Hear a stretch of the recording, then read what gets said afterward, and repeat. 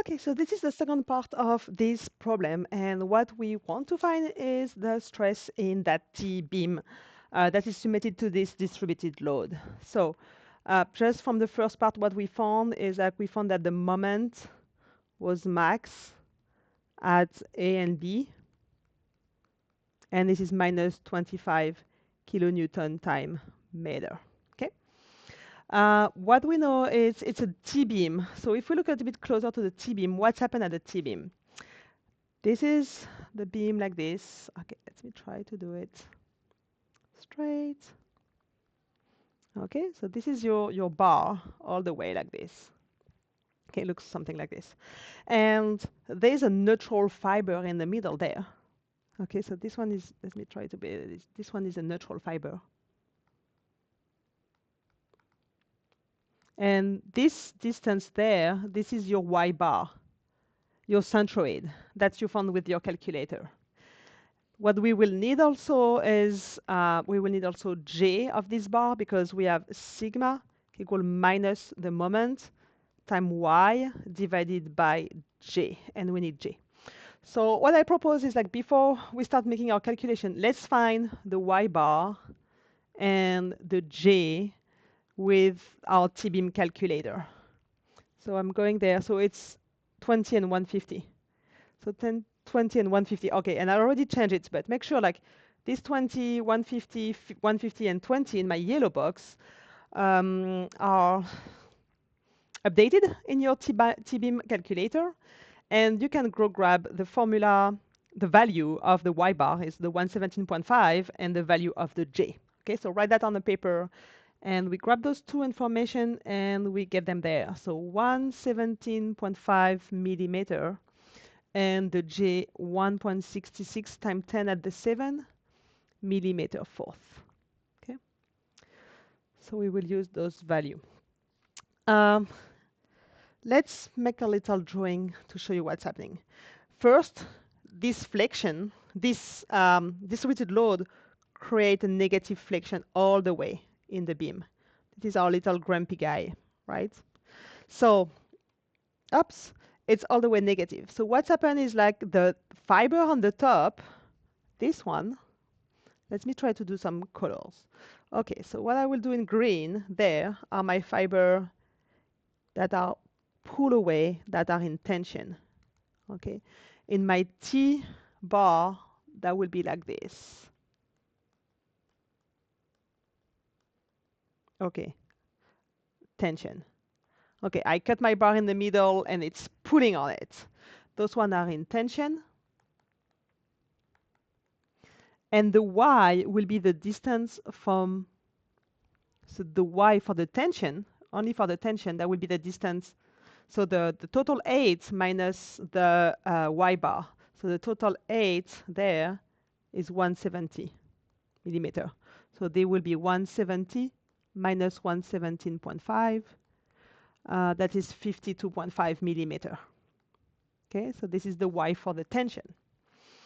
And on the bottom, let me draw them in another color. Let's do orange. Orange, doesn't matter. This there, they are pull, like not pull, they are like push, crush in compression on the bottom. Okay, so this one on the bottom, they are crushing that bottom there. And this is even a little bit longer because the distance is a little bit bigger. And so this part is in compression. Oops.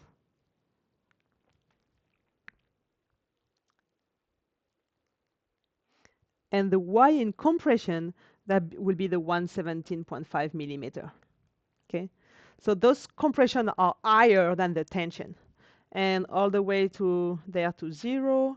Oops, so it's decreasing, and for the tension it's 0 in the center, and after that it's increasing, but there's a little gap there. Okay, so it's decreasing, something like that. Okay, so let's find the sigma now, and you will see how this minus sign is coming in. So sigma for the tension. sigma for the tension equal minus, the moment is negative, minus 25, and the y, so we have the neutral fiber, this yt is positive.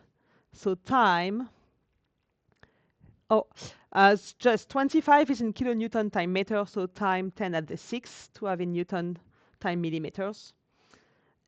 Yt equal the 52.5 and divide by the J that we found 1.66 times 10 at the 7. So we have the sigma in tension that is equal to 79.2 megapascal. Okay, and now the sigma compression equal minus, the minus in the formula, the moment minus 25 times 10 at the 6 to get Newton millimeter, time millimeter, and time the YC that is 117.5, and the YC is down, so the YC is negative. So it's time minus 117.5. It's in millimeter, divided by the J, 1.66 times 10 at the 7. So we get sigma in compression. That is equal to, we have 3 minus, so minus 177.4 MPa. Okay? So what you have to be careful is just like make sure that everything makes sense in the sense so that what we can check. The sigma tension first is positive. We want it positive, it's correct. And also the sigma tension is smaller because it's closer to the neutral fiber. The centroid is up on a T-beam. And for the compression, for the sigma compression, we have a negative sign. We want a negative sign, and also this is larger than the tension because we are more away. This is this one on the bottom, more away than from the neutral fiber. So this bar is the fiber on the bottom feel way more compression stress than they feel of tension stress.